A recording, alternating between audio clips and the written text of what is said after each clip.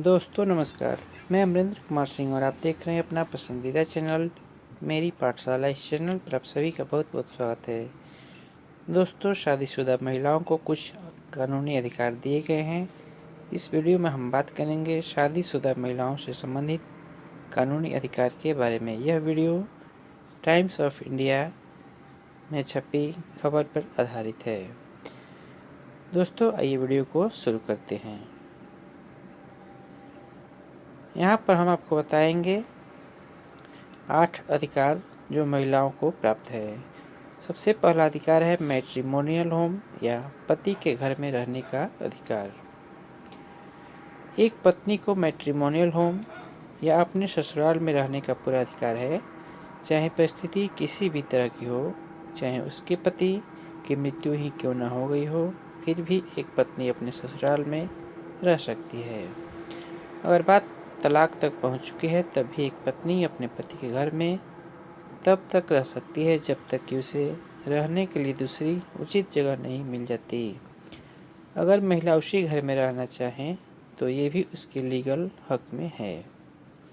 दूसरा अधिकार है तलाक का अधिकार। हिंदू मैरिज एक्ट सेक्शन 13 1995 के अंतर्गत एक महिला अपने पति की सहमति के बिना भी उस स्थिति में तलाक लेने का अधिकार रखती है जब उसके साथ पति ने बेवफाई की हो या उस महिला के साथ निर्दयता या शारीरिक और मानसिक अत्याचार आदि किया हो। इसके साथ ही महिला अपने पति से मेंटेनेंस चार्ज की मांग कर सकती है। इंडियन पेनल कोड सेक्शन 125 के तहत एक पत्नी अपने बच्चे के लिए अपने पति से फाइनेंशियल मेंटेनेंस की मांग कर सकती है, खासतौर से तब जब उसका पति ज़्यादा कमाता हो। अगला अधिकार है स्त्री धन का अधिकार। हिंदू सक्सेशन एक्ट 1956 में सेक्शन 14 और हिंदू मैरिज एक्ट 1955 में सेक्शन 27 के अंतर्गत एक महिला स्त्री धन को अधिकारपूर्वक और मालिकाना हक के साथ मांग कर सकती है। अगर उसके इस अधिकार का हनन होता है तो ऐसी परिस्थिति में वह the protection of women against domestic violence act में सेक्शन 19A के अंतर्गत शिकायत दर्ज करा सकती है। अगला अधिकार है बच्चे की कस्टडी का अधिकार। एक महिला के पास इस बात का पूर्ण रूप से अधिकार होता है कि वह अपने बच्चे की कस्टडी की मांग कर सकती है, खासतौर पर यदि बच्चा 5 साल से छोटा हो। इसके साथ ही अगर वह अपने ससुराल छोड़कर जा रही है, ऐसी परिस्थिति में भी वह बिना किसी कानूनी ऑर्डर के अपने बच्चे को अपने साथ ले जा सकती है। इसके साथ ही एक समान कस्टडी का अधिकार प्राप्त होने के बावजूद भी अगर घर में विवाद की स्थिति पैदा होती है तो महिला अपने बच्चे की कस्टडी अपने पास रख सकती है। अगला है अबॉर्शन का अधिकार। इसके साथ ही एक महिला के पास अपने गर्भ में पल रहे बच्चे को गिराने का अधिकार होता है। इसके लिए उसे अपने ससुराल या अपने पति की सहमति की ज़रूरत नहीं है। The medical termination of pregnancy act 1971 के अंतर्गत एक महिला अपनी प्रेगनेंसी को किसी भी समय खत्म कर सकती है। इसके लिए प्रेगनेंसी का 24 सप्ताह से कम होना जरूरी है। कुछ स्पेशल केस इसमें एक महिला अपने प्रेगनेंसी को 24 सप्ताह के बाद भी अबॉर्ट करा सकती है। इसके लिए इंडियन कोर्ट ने उसे अधिकार दिया है। अगला है संपत्ति का अधिकार। द हिंदू सक्सेशन एक्ट 1956 में 2005 में संशोधन के बाद एक बेटी चाहे वह